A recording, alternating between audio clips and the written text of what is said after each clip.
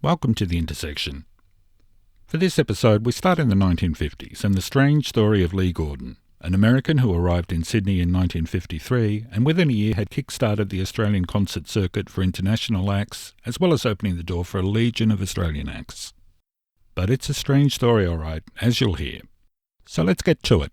The Ginchiest.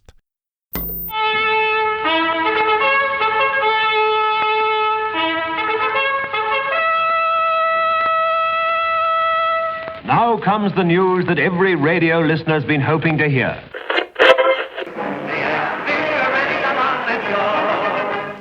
All right, first to the microphone, up this way. Right up close. Your name? Corporal Challen. Corporal Challen? Hello, Argonauts. Good rowing. Good rowing. Without any inhibitions of any kind, I make it quite clear that Australia looks to America, free of any pangs as to our traditional links or kinship with the United Kingdom. The words we heard were by Prime Minister John Curtin in 1941. They are often cited by historians as the moment where American influence over Australia began to usurp that of Britain. In truth, it took a lot longer than that. Even Curtin himself referred to Australians as, quote, trustees of the British way of life. As the 50s dawned, Australia remained doggedly British. However, American influence in Australian culture skyrocketed as the 1950s progressed.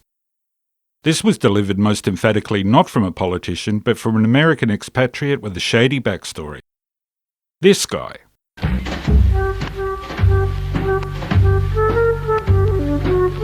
Man, like I just returned from that big fat haul. Didn't dig that nothing show at all.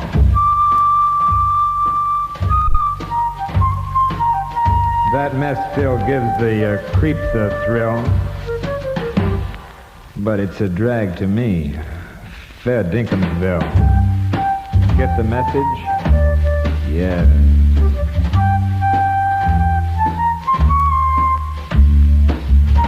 I made the scene, but here's the bit.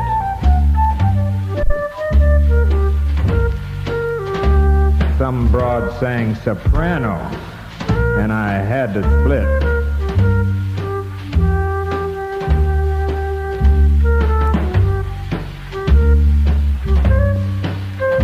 That top 40 cat called it a gasser of a deal.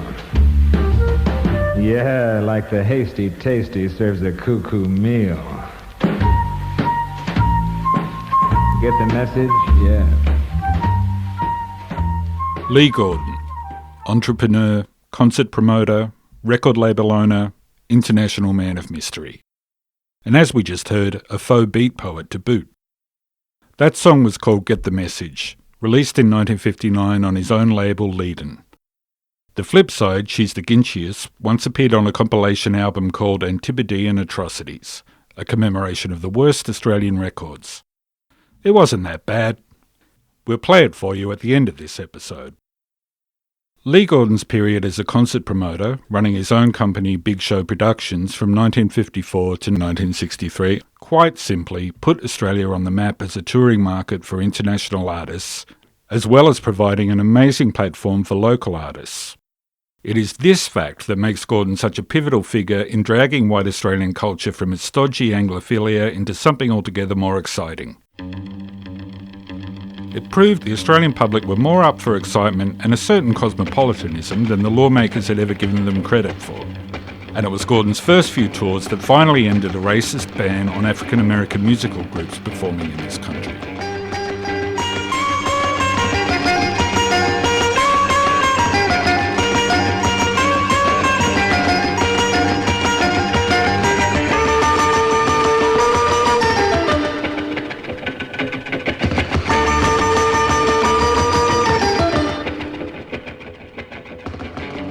Most of the music you'll be hearing today is from artists who Lee Gordon brought to Australia or artists he released on his label.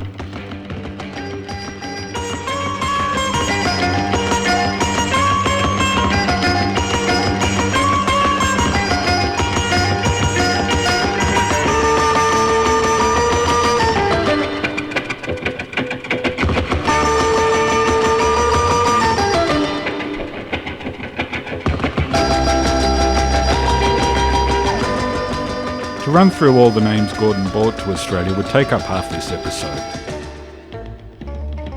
But let's just say Gordon bought out Frank Sinatra on 3 occasions, Dizzy Gillespie, Ella Fitzgerald, Louis Armstrong, and as for the rock and roll artists, well, except for Elvis, pretty much all the big names of American rock and roll made it to Australia. Little Richard, Jerry Lee Lewis, Buddy Holly, Gene Vincent, Chuck Berry, and this guy, Eddie Cochran. Given its small population at the time, this country was unbelievably well served for touring artists in the early rock and roll years, largely thanks to Lee Gordon. This exposure could not help but influence the next generation of Australian musicians and aficionados alike.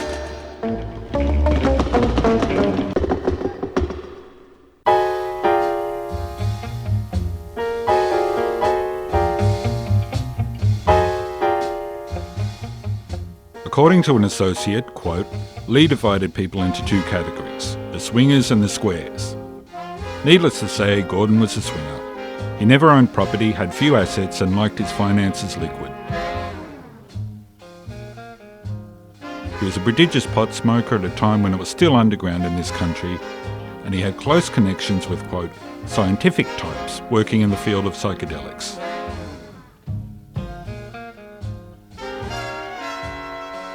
Drugs would play a role in his sudden departure from Australia in 1963 and possibly had something to do with his mysterious death shortly afterwards.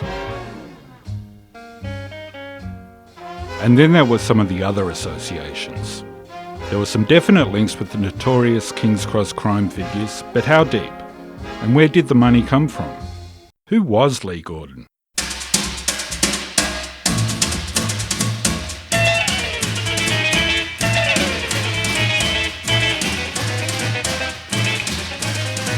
Catman's a-comin', you better look out. Catman's a-comin', running about. Catman's a-comin', looking for a girl. Better hide your sister, man.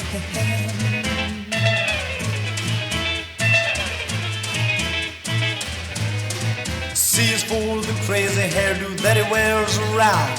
A is for the arms that he'll sneak around your waist. T is for the taste of the lips belong to you, Catman. Catman! Yeah! Get it! Go! There seems to be some agreement that he was born as Leon Lazar Gavoshna. Some say in Florida in 1917, others say in Michigan in 1923. By the early 1940s, he was apparently booking jazz bands in the Detroit area. A few years later, he was in Lima, Peru, running a mail-order business. Not long after that, he was in Havana, Cuba, exporting cigars back to the United States. He may or may not have been booking bands at Havana's famous Tropicana Club.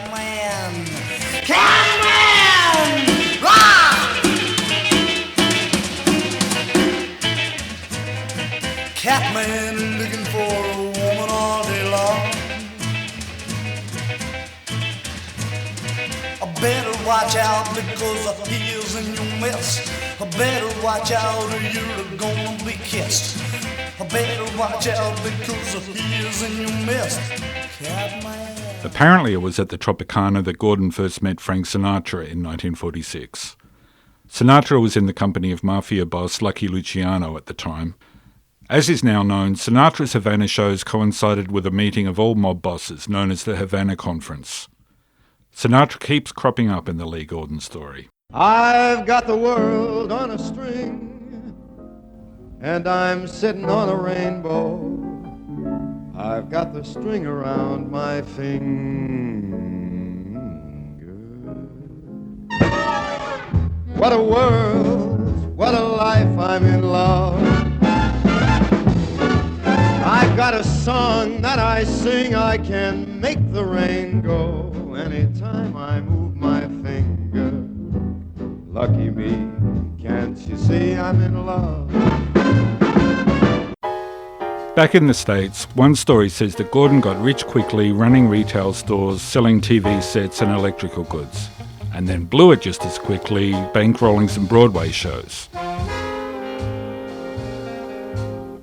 By 1953, he was trying his luck in Toronto when he fatefully met an Australian in, where else, a used car lot. The Australian spruiked his home country, telling Lee that there was a yearning for American entertainment and in fact all things American. Gordon was all ears, and by September 1953 he was in Sydney. He travelled alone but had already been married 5 times to 3 different women. Gordon started off in Sydney back in the electrical goods racket, utilising novel American techniques such as telephone marketing to great success. But Gordon had kept up his American showbiz connections, and it seems that bringing American talent to the Australian concert circuit, or rather to create an Australian concert circuit, was always his plan. His accountant, Alan Heffernan, says that by mid-1954, Gordon announced unexpectedly that they were now in the international concert business, and that he, Heffernan, a suburban accountant with no entertainment business experience, was to get to work on it. Not only that, the tour was booked for the following month. Buddy Rich, Artie Shaw and Ella Fitzgerald, not playing the usual theatres but in oversized boxing stadiums such as the Sydney Stadium and the West Melbourne Stadium. Unbelievably, given the lack of local experience and the unprecedented choice of venues, Gordon's chutzpah paid off. Fitzgerald, for one, was hugely popular, and whilst the tour only just broke even financially, things were off and running. Operating under the name Big Show Proprietary Limited, Gordon at first shared office space with colourful entrepreneur Jack Rooklin in King's Cross. The boxing stadiums were run by a group led by colourful Melbourne identity John Wren. In a previous episode of The Intersection, we spoke about the 1954 Ella Fitzgerald Tour and also the third Big Show Tour, headlined by Louis Armstrong and the All-Stars. These were the first tours of Australia by African-American bands since the ill-fated Sonny Clay Plantation Orchestra tour of 1928.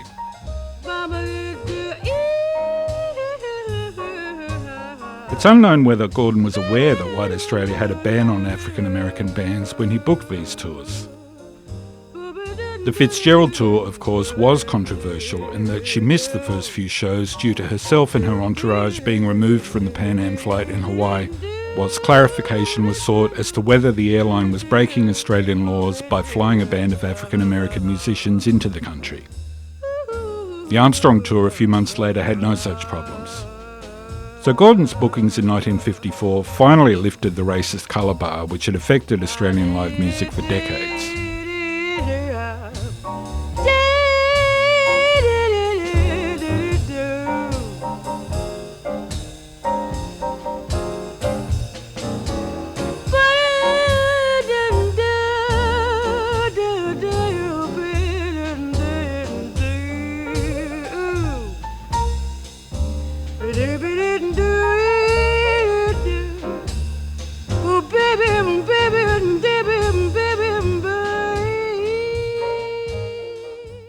The first 9 months of the big shows, from July 1954 to early 55, are quite amazing to look at. In addition to the Fitzgerald tour, Gordon bought out Louis Armstrong's All-Stars, Johnnie Ray on 2 occasions, Nat King Cole and Frank Sinatra, all to massive success. The organisation raked in over £1 million in those 9 months, about $20 million today. They also paid out big. Sinatra was paid over US $100,000 for his tour in January 1955, featuring 14 shows in Sydney and Melbourne. It was bigger money than he was getting in Las Vegas at the time. This fact was not lost on American entertainment managers who now began spruiking their rosters to the Lee Gordon organisation. Suspiciously, John Wren's West Melbourne Stadium burnt down the night before Sinatra's last Melbourne concert. Today's Melbourne Festival Hall was quickly rebuilt on the same spot. The unprecedented success caused an unexpected problem. The Reserve Bank of Australia hurriedly announced that only US $750 would be made available to American entertainers appearing in Australia. This was potentially disastrous, as Gordon had paid all the US talent in American dollars. And so here is yet another quirk in the Lee Gordon story. A little-known associate entered the picture and transferred Australian currency to a similarly unknown American associate. This American associate would then pay the equivalent American dollar amount into Gordon's US account. and so the talent could be paid in US dollars. The Reserve Bank and the Taxation Office remained suspicious.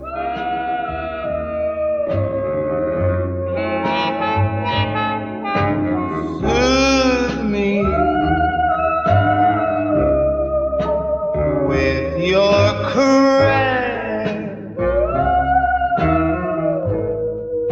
sweet lotus blossom. Lotus blossom,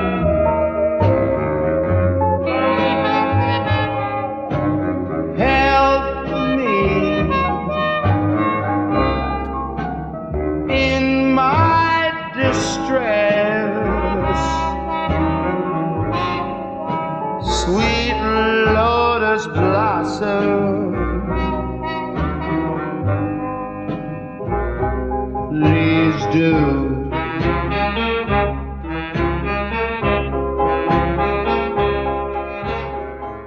Johnnie Ray's Australian tour in March 1955 set records which stood for years to come. He played 26 sell-out shows at the 11,000-seat Sydney Stadium and whipped up an hysteria not seen again until the Beatles toured in 1964. Even though I know it's just a fantasy, and then knock me clear out,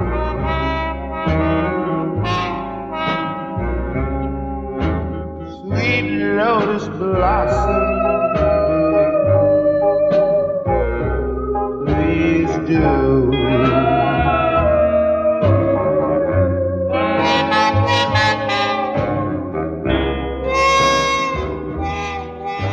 Johnnie Ray was a gay man at a time when it was absolutely illegal. Heffernan, Gordon's accountant, wrote of a situation in Melbourne where an undercover cop tried to entrap him. And we have it on very good authority that Ray endured an extortion attempt in Sydney, one in which Gordon had to call on a notorious Sydney criminal boss, one with strong connections in the police force, to shut it down. At a price, of course. You alone can bring my lover back to me.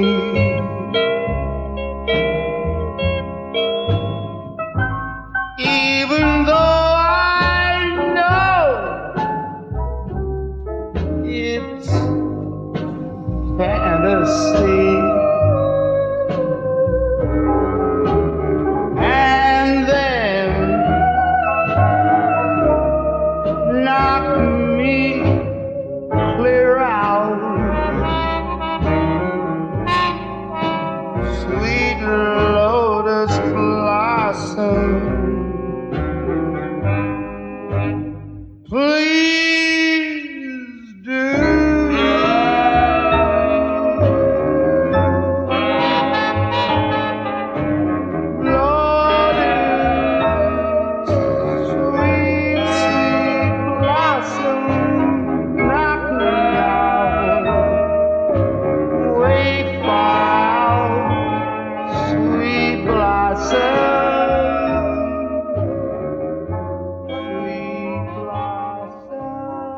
But despite all this amazing success in only 9 months, the Big Show organisation soon enough went broke.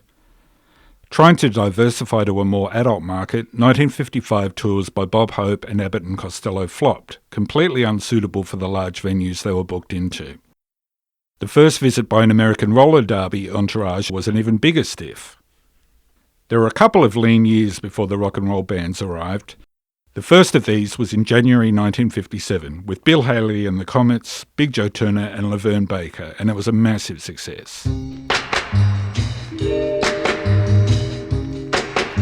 Girls, his name is Tiny Tim, and if you go out with him, you will soon discover Tiny Tim is a lover from his heart, and he'll always try to do his part. Tiny Tim is a lover. Tiny Tim is a lover. You will be surprised that a man his size sure knows how to hypnotize. hypnotizer. Tiny Tim is a lover. Tiny Tim is a lover. You will be surprised that a man his size sure knows how to hypnotize. The mysterious Lee Gordon cropped up all over the place. In 1957, he met Elvis Presley's manager, Colonel Tom Parker, and after the payment of a hefty cash side deal to Parker himself, booked Elvis on a US tour which also included a few dates in Canada. These are famous because they were the only times Presley would ever perform outside the USA.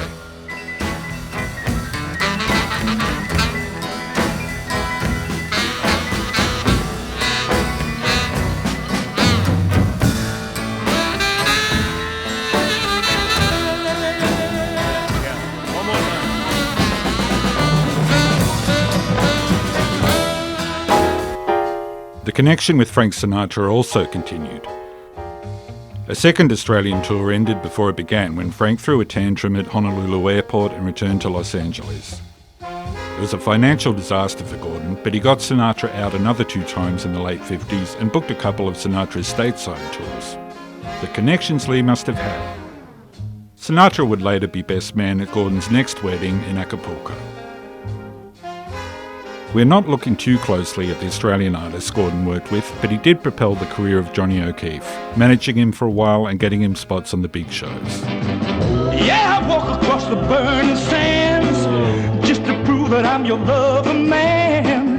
Swing a hammer, pound steel on steel just to show my love for you is real. Well, don't you know that my love is real? Well, don't you know my love is strong as steel? Well, don't you know?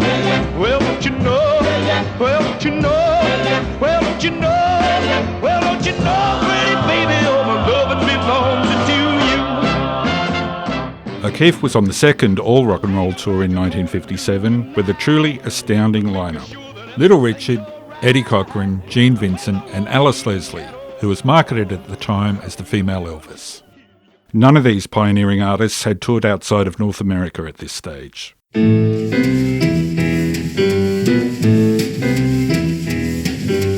Handsome, oh handsome, gentle and sweet, nice me on my feet every time I see him. Oh handsome, handsome man, don't even know his name, don't know where he lives, only know he's to blame for all the misery he gives me. Handsome, oh handsome, gentle and sweet, nice me on my feet every time I see him. Oh handsome, handsome man. Who can it be? He's just right for me.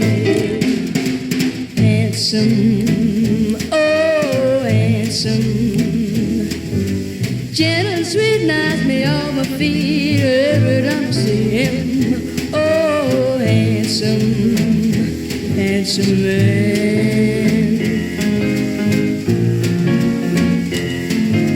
Handsome, handsome man, handsome man. As we have said, there are a lot of gaps in the Lee Gordon story and some things which don't seem to add up.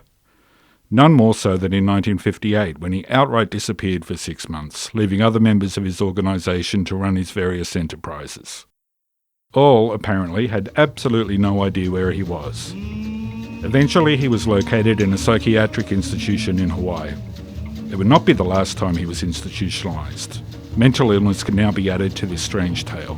A stranger lying on a barroom floor had drank so much he could drink no more. And so he fell asleep with a troubled brain to dream that he rode on a downbound train. The engine with blood was sweaty and damp and brilliantly lit with a brimstone lamp. And if for fuel was shoveling bones while the furnace rang with 1,000 growls. The parlor was filled with lager beer. The devil himself was the engineer. The passengers were most a motley crew. Some were foreigners and others he knew. Rich men in broadcloth, beggars in rags, handsome young ladies and wicked old hags.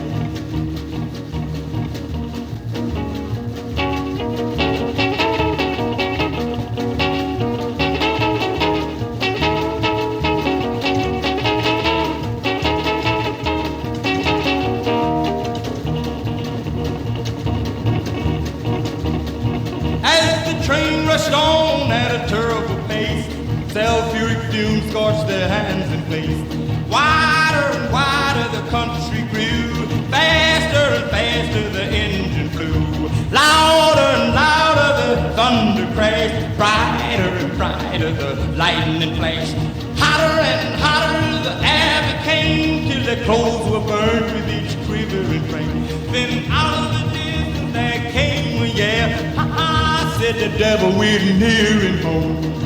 Oh, how the passengers shrieked with pain and begged old Satan to stop that train. The stranger awoke with an anguish cry, his clothes wet with sweat and his hair standing high. He fell on his knees on the barroom floor and prayed a prayer like never before.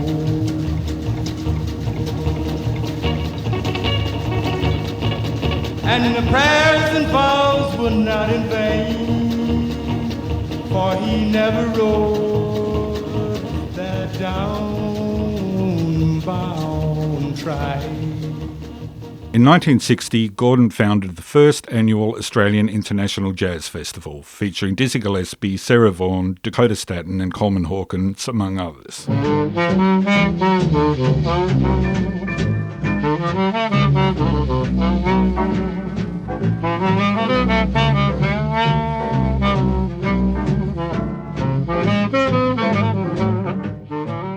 An amazing lineup, and incredible to think that only 6 years earlier these African American artists would have had a hard time being allowed to perform in this country.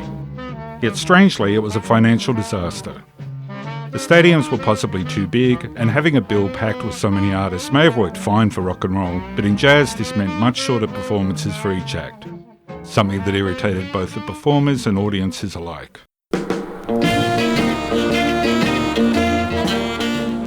With finances once again in critical condition, the notorious Abe Saffron officially bought into the Gordon organisation. With Saffron bankrolling, new ventures were tried, such as Sydney's first drive-in hamburger joint, plus a, quote, high-class strip club. Both ventures were short-lived. Gordon, with Saffron's backing, also started Sydney's first drag show, which they later sold and it became the long-running Les Girls.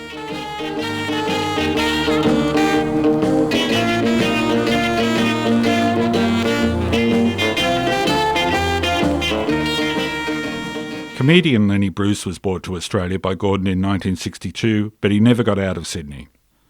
Lenny Bruce was already in poor shape, tormented by the constant arrests for obscenity in the US, not to mention his heroin addiction.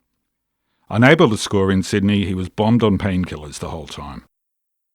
True to form, opening night ended abruptly when he told a heckler to go fuck themselves. The tabloids splashed the horror all over their front pages. The rest of the engagements were canned, although he did play a sparsely attended show at the Rose Bay Winter Garden in Sydney's east. Incredibly, a recording of this show surfaced a few years ago. I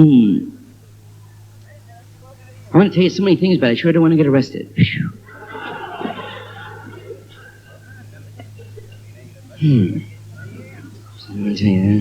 I'll call all of you. I had all sorts of really good fantasies today. I thought of one thing.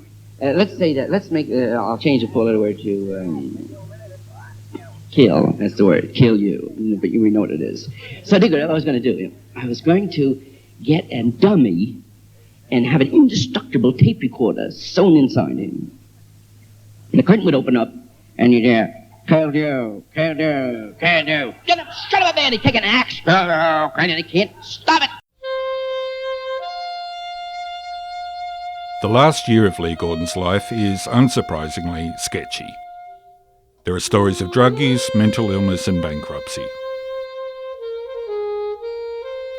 What is known is that in July 1963 he was arrested for passing a forged prescription for pethidine, an opioid painkiller.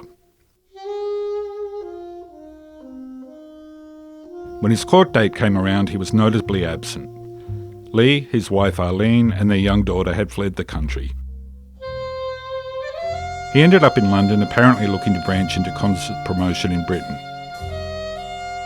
It was not to be. After disappearing for a couple of days, he was found dead in a London hotel room in November 1963. It was not the hotel he and his family were actually staying at. Police apparently considered the death mysterious, yet he was hurriedly ruled to have died of cardiac arrest. No further investigation occurred.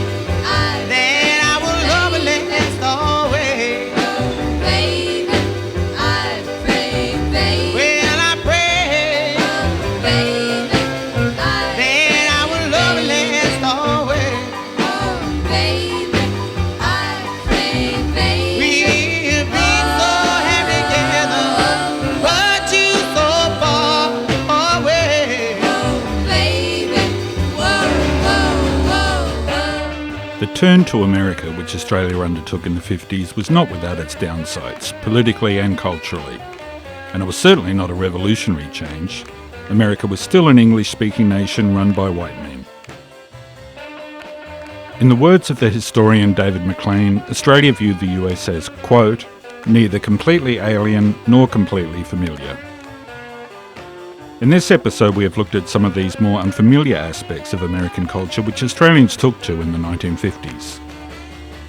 Via rock and roll and jazz, African American culture finally made a permanent indent in Australian culture and further destabilised the already teetering white Australia policy. The manoeuvres of the mysterious Lee Gordon played a part in all of this, and for that reason he has a pivotal role in Australian cultural history. So let's raise a glass to Lee Gordon, whoever the hell he really was.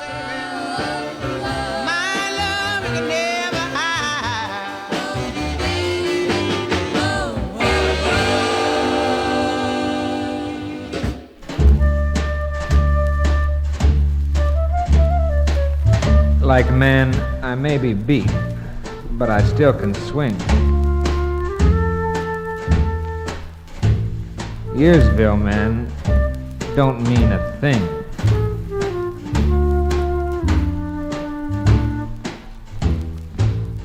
Even though her home's in old Paddo, she's the ballin'est chick that you'll ever know.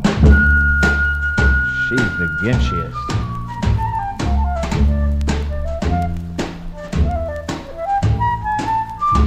Like Mother Life can't pass me by.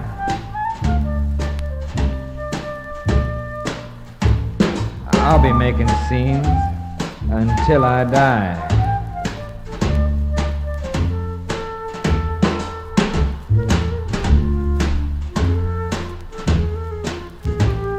I dig the cool, fat feel of romance, 'cause she wears a skirt and I wear pants. She's the Ginchiest.